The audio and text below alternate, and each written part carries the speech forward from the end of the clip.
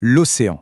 On pense tout de suite aux plages, aux vacances, peut-être à ces grands mystères, mais en réalité, c'est bien plus que ça. Et si c'était la plus grande machine du monde? Une machine invisible qui fait tourner nos vies absolument tous les jours.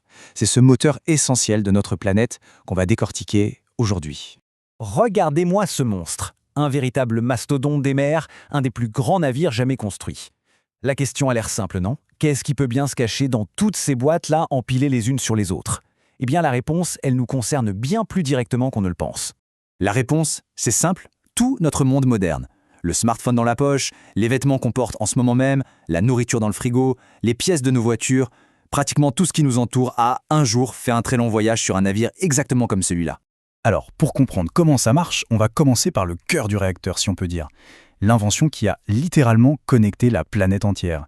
Faisons connaissance avec notre personnage principal du jour. Lui, c'est le CMA-CGM Jules Verne.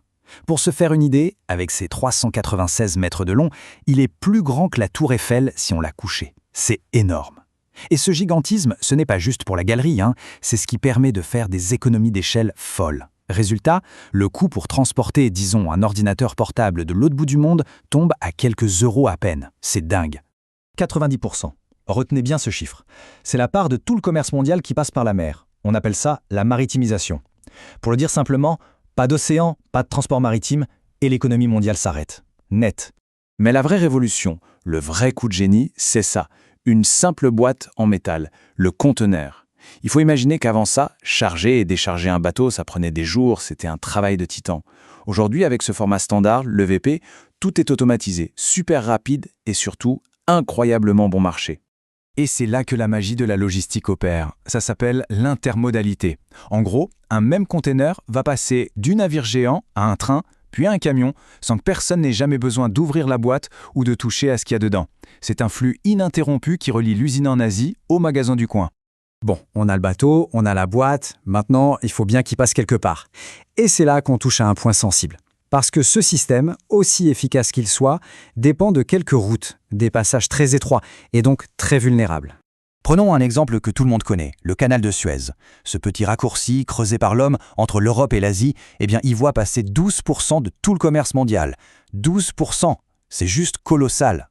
Du coup, que se passe-t-il quand un seul de ces géants se met en travers? On a tous en tête l'image de l'Ever Given en 2021, bloqué dans le canal. Le résultat?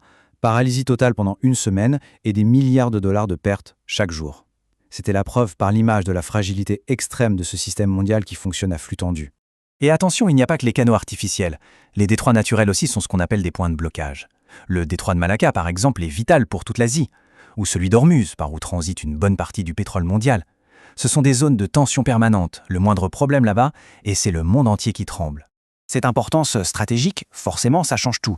Ça nous amène à une autre réalité. L'océan, ce n'est plus juste un grand espace vide pour passer, non. C'est devenu un territoire, un vrai, que les États cherchent à contrôler, à s'approprier. Et pour ça, il y a un concept juridique clé, la ZEE, la zone économique exclusive. En clair, ça veut dire que chaque pays qui a une côte a le droit d'exploiter toutes les ressources, le poisson, le gaz, le pétrole, dans une large zone au large.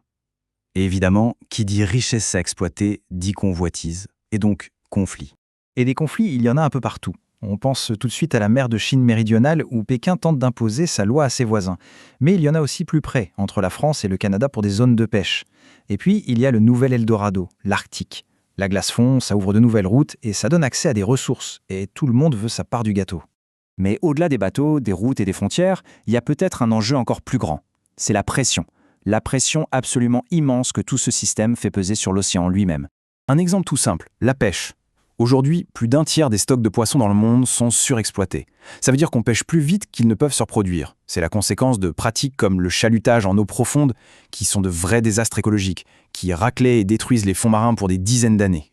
Ensuite, il y a la pollution. Il y a celle qu'on voit bien sûr, les marées noires, dramatiques, ou cet horrible 7e continent de plastique qui dérive dans le Pacifique. Mais il y a aussi une menace invisible, et peut-être encore plus pernicieuse. L'océan agit comme une éponge à CO2, mais en l'absorbant, il s'acidifie. Et cette acidification, elle tue les coraux à petit feu. Et comme si ça ne suffisait pas, il y a la montée des eaux, qui menace directement des villes entières et des millions de gens. Au fond, tout est résumé ici. L'océan, c'est ce qu'on appelle un bien commun. Il appartient à tout le monde et donc à personne en particulier. Le problème, c'est que notre activité humaine, ce qu'on appelle l'anthropisation, est en train de le dégrader à une vitesse alarmante. Ce qui nous amène à la question finale, la plus importante peut-être. Ce moteur, celui qui fait tourner toute notre économie, qui nous livre le monde moderne sur un plateau, eh bien il est en train de s'épuiser. Il est en quelque sorte pollué par son propre fonctionnement. N'a-t-on pas trop tiré sur la corde? N'est-on pas en train de le pousser jusqu'à la panne sèche? Et si cette panne arrive, que restera-t-il de notre monde livré en kit?